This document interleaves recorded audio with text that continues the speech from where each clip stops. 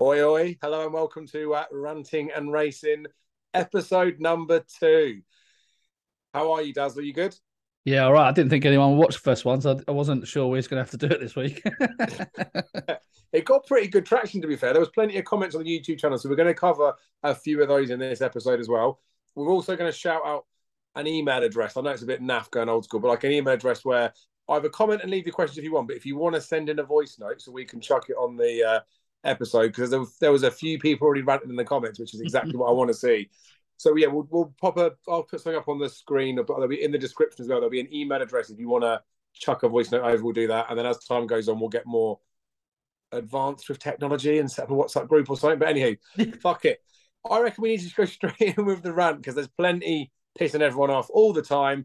We will talk about the questions, as I said, that's on the YouTube channel. We will talk a little bit about betting if we've had any bets. We'll talk about that be better bet as if we've got any advice on that sort of stuff. There probably is something quite topical at the moment on that. Then we'll have a little look at Cheltenham and then we'll go our separate ways for another week. Yeah, you ain't spoke to me all week. Oh no, it's been busy. It's been the missus's birthday, so I've been away for a few days. Racing was always going to be dog shit, wasn't it? That's where I'm more than happy to start for the rant. Normally it's you that's in the mood, isn't it? I had one after the call last week, didn't I? You were like, you got if I could say it next week. So I'm a little bit more chilled about it now because I got a chance to vent, but then I've been really winding myself up about it today. Now the Clarence House chase, right? Yeah. And Edwardstone and Energumene are the two that are entered. And the 2 mile division, we've known it for a long time. Like there's every 2 mile chase. Where are all the fucking entries? Oh, British horse racing's on its arse. The most annoying thing as well was, right, I know it's not Fergal O'Brien that runs his Twitter thing, but the bloke who runs the Twitter for Fergal O'Brien retweeted it or quote tweeted the Racing Post thing saying nothing to see here, basically saying that, like, I don't know, they moaning that horse racing's on its arse in it, but there's nothing to see here. Let's all just cover our eyes and blind it up. It's fucking Ascot. No one wants to run at Ascot. And it's all well and good saying that there's no one entered in the race. Shove one of your 2 mile fucking champion chase chances in there. Oh no, you haven't got any of you. You can't just go to the fucking shops, can you? Let's pop down to Tesco's and see if we can buy ourselves a 170 rated horse. It's a load of bollocks. If you just don't have if you don't have the horses, you don't have the horses. Same as why Nichols has been like not ambitious towards Cheltenham. He's smart about it. He hasn't had any Cheltenham horses. It's the reason he's got no fucking runners there. Who wants a social run? It just winds me up. Does that account? Does that account piss you off? Does it? No, the account in its entirety is fine. It's the stupid comments. I feel like a stupid comments coming from potentially like an area of responsibility. They've got like a big following, haven't they? And I feel like those sort of views where it is like a bit split, and some like I see it one way. There's just not enough good 2 mile chasers. I don't want to see a race with 5 or 6 runners in there when most of them haven't got a chance. I hate it in the Grand National when there's 200 to 1 pokes in there. I hate it when you see these 100 rated horses running in a 0 to 130, like £25 out the handicaps that haven't won or placed in like 4 years. They need to don't let them run. So there should be a cap.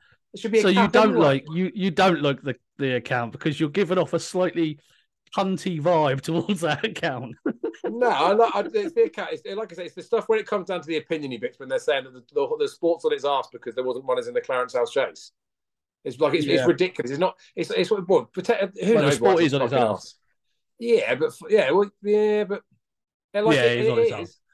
But I know what you're saying. Just, it's annoying if you can't contribute to it. If you can't contribute to solving the problem, don't contribute at all, sort of thing. You know what I mean? Yeah, and the biggest bugbear with it is it's a proper cheap low blow. I think because the main reason there's no runners is who wants to run their horses on concrete. The racing was never going to go ahead. They've got to pay some money to confirm their horse, didn't they? Maybe they get that back. I don't know. But if you're making plans for a horse, even if it had have gone ahead, the ground's going to be dead underneath. You'll talk about not even necessarily a welfare issue. But you've got horses that, unless they're suited to really quick ground, Alan King doesn't even particularly like Ascot. He took him out the handicap, didn't he? When the day that Nicky Henderson pulled his horses out. It's a race there where we've got to run him at Cheltenham. The ground was too quick. Like it was one of those. It wasn't even definite if they'd have put the race on. They definitely would have like all run. So it's one of them that you like. If the ground's that bad, the entries are going to be like lighter on the ground. You see what happens when they move it to Cheltenham. You get a load more people that are interested because it's Cheltenham. It's like a better race course, more of a draw. But anyway, it doesn't really matter. You're right. You're coming on to a little bit of my rant as well. Actually, just quickly, Dave, is Just these are, yeah, I do love a rant. I've got stacks of these. I've got like a bloody hard drive full of. Check his hard drive. Yeah, right. I was just going to say the abandonments. Why can't they? Why are they taking so long? I'll tell you what really annoyed me. Right, is Kempton the other day, right, came out of a tweet and said, "We're fit to race. We look forward to seeing you tomorrow. There is a precautionary inspection at 7:30." It was never going to go ahead. It was never going to go, and this is an all-weather track, but it was never going to go ahead. Like, so why on earth can they not just make an early decision, right? And I will give a shout out to Wincanton. It's not just because I'm biased towards that track, right? But I will give a shout out to them. They are excellent. They always sort of cancel their meetings 2 days in advance if they think it's not going to be on. They will let you know straight away. There are so many tracks that don't like leave it to the last minute, and it's not even like it's for bloody promotional purposes. This is a Thursday or weather meeting at Kempton. Like, just call it off. Save people traveling and that. You know, so many yards in that travel miles and miles and miles to these tracks, only for it to be called off at like 10 a.m. That's ridiculous. That's got to stop. If it's not fit to race the evening before racing, it shouldn't be on. Regardless of whether they got rising temperatures or not, it shouldn't be on. Because you're taking that chance the next day. Something's got to be done about that. Yeah. Sure. Oh, I agree. And that's the thing that winds me up the most about it, when people are moaning about like the sports on his arse, saying there's too many races, all this sort of stuff. Happy fucking days if they cancel a couple of fixtures. We've already got too many meetings. If they cancel 10% of the meetings, we've still got too many of them. So when weather like this happens, and then you get it rearranged to another track, I know they'll all moan like the Lingfield, like the Million like festival, that sort of stuff, saying that's been cancelled. It was a terrible time of the year and that sort of stuff, and some races will go missing from the calendar. They will go missing from the calendar, but why don't they just set it up? Right, everyone moans about the grade ones. Why don't they just set it up and just say, right, here's 25 elite level grade ones that will be run as close to or on this particular day, and then if they get rescheduled, they take priority over everything, but they don't necessarily have to be at the same track. So say like this, Ascot's been moved to Cheltenham Trials Day. They did it in 2013, 2017, do it now. But if Cheltenham wasn't on this weekend, Doncaster is, fuck it, give it to Doncaster. But like those big key grade ones have to be run, and then when you've got the shitty grade ones and the shitty grade twos that no one gives a shit about, they never get rescheduled. Like, there should be X amount of races that, regardless of what happens with the weather conditions, you know in advance they have to be run somewhere. Because I know they do who's it in surprised Ireland. That meetings are being cancelled in January, at the end of January anyway. I know, and the way the weather's been as well. But never mind, it's a good opportunity. I think that'll be something we can talk about when we come to Be Better Betters, because it is something that I'd like to touch on with that. Should we get on with the crowd's questions? Because they'll get their rant next week will be the fact that we don't shut up. Yeah, let's do that, because we picked out a couple from the YouTube comments. I went through them earlier. Some of them was quite funny. Some of them was quite decent as well. I'm surprised a lot of people seem to like us having a moan. That's all we seem to do. So we could do one of these every day of the week. We could, yeah. That's why, like I say, I'll drop the email address. Might be flashed up on the screen. It'll be in the description. But just a reiteration that if you fancy sending a voice note, send it in there. Send a video if you want. Do whatever. We can take the audio or we can stick the video up. But it's good to have a little rant and help you vent a bit, or just shove it in the comments, like the video and subscribe to the channel. But there was a few rants. We're not going to touch on them in here. There was a couple of questions which we'll do. So we'll do that each week as well. If you want any questions answered, we'll pick a couple of them out. No one really wants to know what we've got to think anyway. Couple of the ones you sent over, right? I'm going to go through the order. I'll go through like a bit of an order, not the same order, just an order I want to do them in. We had a couple of questions about some horses, so I'm going to name all the horses. Have we heard anything about Mr. Policeman, Daddy Longlegs? Thoughts on Tenzing? I know you mentioned him before. And then there was, do we think that Willie could be plotting Asteroid Diamond for the county?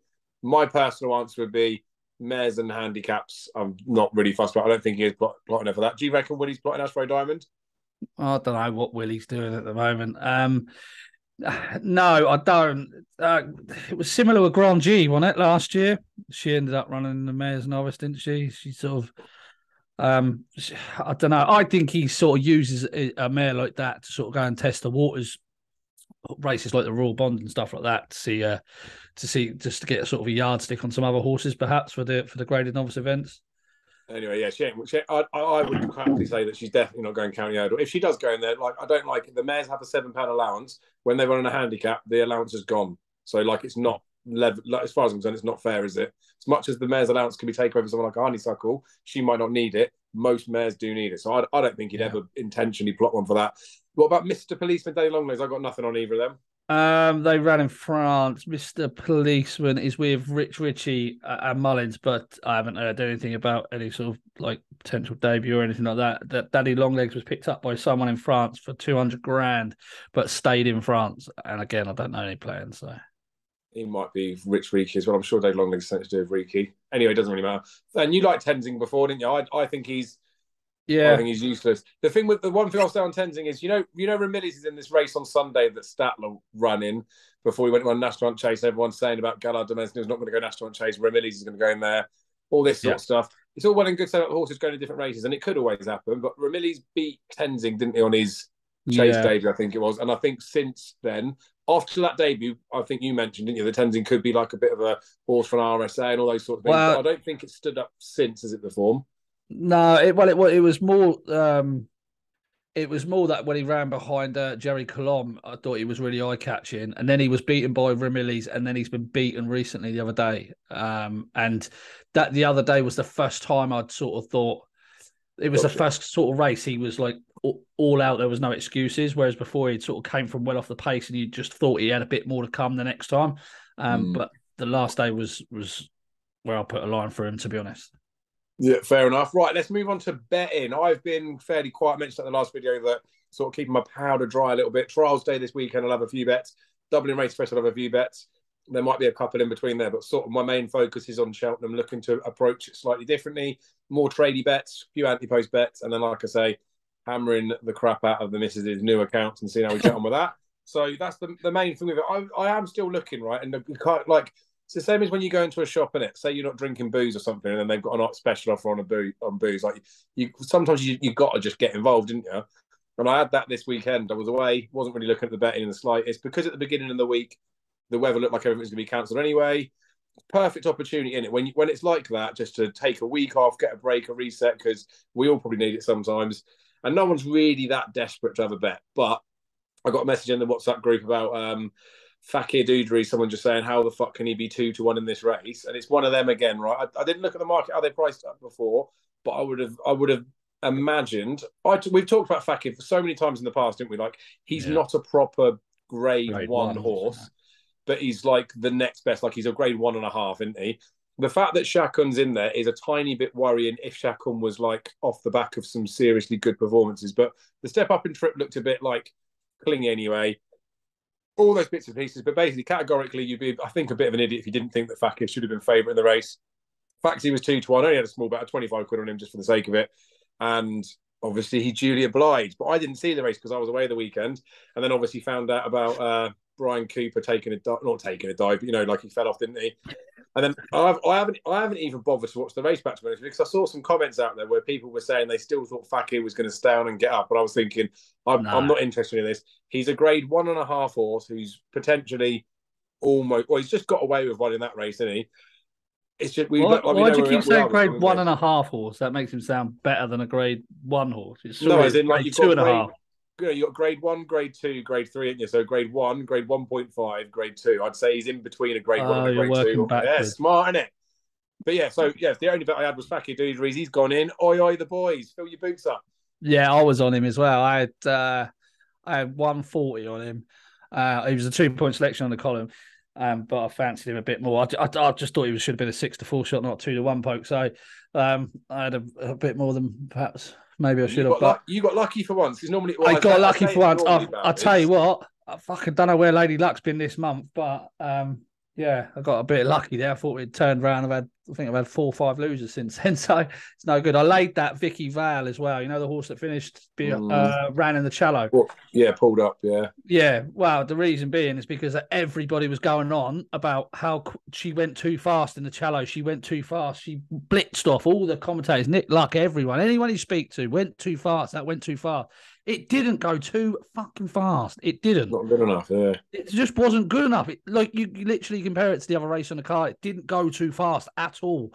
And it was odds on. There was only one real rival against her, but there was a couple of unknown sorts in there. So I just thought I just laid it, return 100 quid. But I didn't want to get in too deep with her. So that was a result. I've had my biggest anti-post bet this week. Well, let's just say biggest. It's not that big. It's yeah. I just had 100 quid at 16s.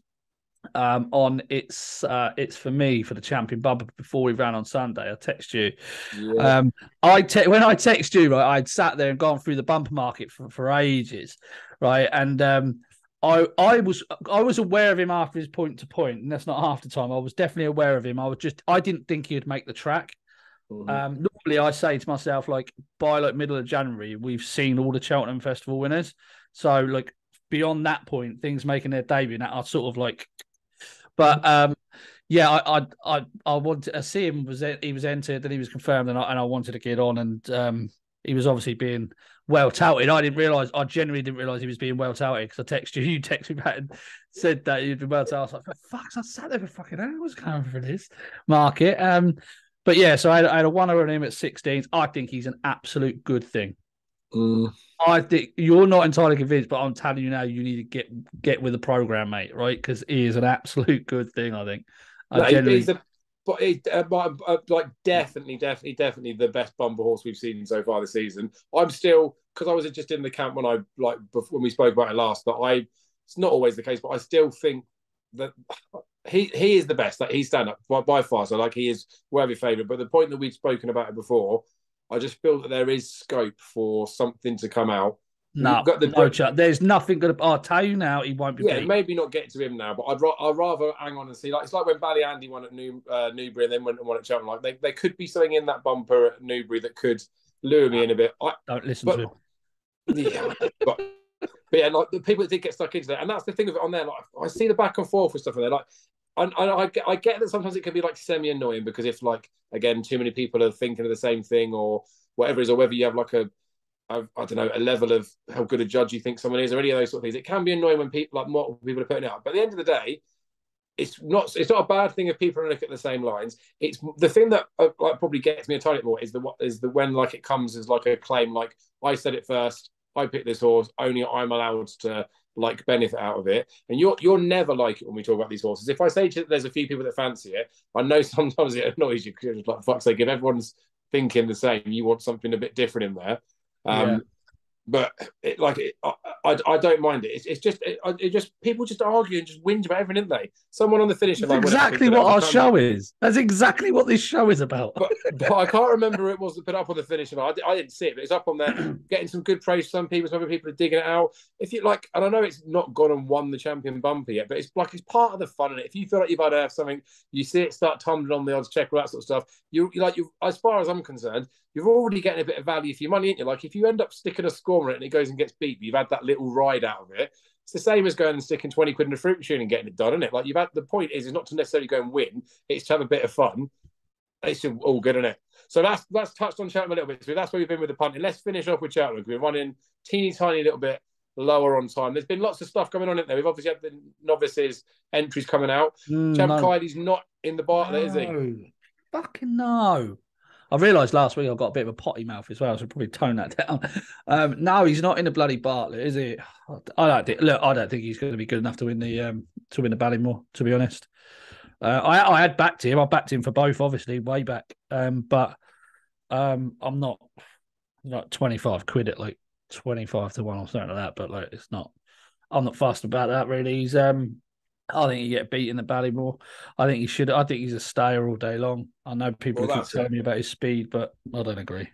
Let him go and get done on it. And then we've got obviously you mentioned the bumper horse you like in there. Is there anything that's like recently jumped on your mind or something big? Because I know on the exchanges, appreciate it's drifted for the Arkle. Oh, you must be fuming. You must be fuming. You have been like the proper Arkle appreciate advocate. There was no way this is going to the Turners. They are all stupid. Now, no, but I am not financially invested. Like I put that lucky 15 up on the GG thing. I've done the lucky 15. Haven't had a bet on him. It's bad in it, but again from a price perspective, from doing the trading stuff, when he was like tens for the Turners, and obviously all this talk from going, then you can see him going in. I've got him in a shitty little double with Gallop into shops for the Gold Cup simply because of the fact it's a tenner. I've done the double. Cash out's like 20 quid or whatever. It's just one of them. Just like you get it in there just to cover the book, regardless of your own opinions. And you're like, You have to try and be sensible. And I don't do that in the past. I back my opinion way too much.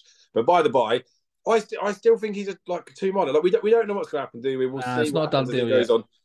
Sir Gerhard coming out there making a beginner's chase debut. I was very, very stumped with that because, again, I know it sounds mental, but if everyone's talking about appreciate it being spent all these different directions because they've got other options in other races, and then Sir Gerhard's back on the scene, like in theory, Sir Gerhard, he's not in a 2 mile beginner's chase, and that either means they're going to just send him in the Arkle or they're probably no turners. I guess he's probably more likely a turner's horse.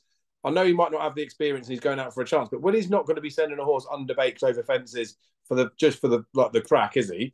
So potentially you might end up having Sir Gerhard and Appreciate both going in the turners. How many people holding slips then on Sir Gerhard will soon start saying, fuck it, get Appreciated back in that Arkle, you 2 miler. Yeah, what will we be saying with our multi-potter slips? Oh, man, well, that's the nuts thing. And that's something else that someone mentioned to me. Matt did the up in the anti stuff with me before. Wasn't going to come out in this, but you just mentioned it a little bit there. He was saying if Mighty Potter goes and gets beat at the Dublin Racing Festival, you're going to go to 3 miles, and he's 110 to 1 on the exchanges. So go hoover a bit of that before we publish this, so it doesn't get gone. I've got a loss limit on my Betfair account. I was again sampling some stuff with automated trading, put a daily loss limit on there, and because I've backed some stuff anti-post and I've already got a liability of over 100 quid, I can't even have a tenner on him at the minute until that changes next week. So yeah, well, that again, from a thought process, you don't mind tying up a tenner on a horse at 100 to 1, and it's not going to go to the race, because if it doesn't go to that race, you lose the tenner. It goes to the race you backed in, doesn't it? But it's interesting with Cheltenham. We're going to find out. I don't know how much more we'll find out this Saturday at Trials Day, to be honest with you, towards Cheltenham. But I think the Dublin Race Festival is going to be massive for a shake-up. Yeah, I agree. You're at Cheltenham this weekend, yeah?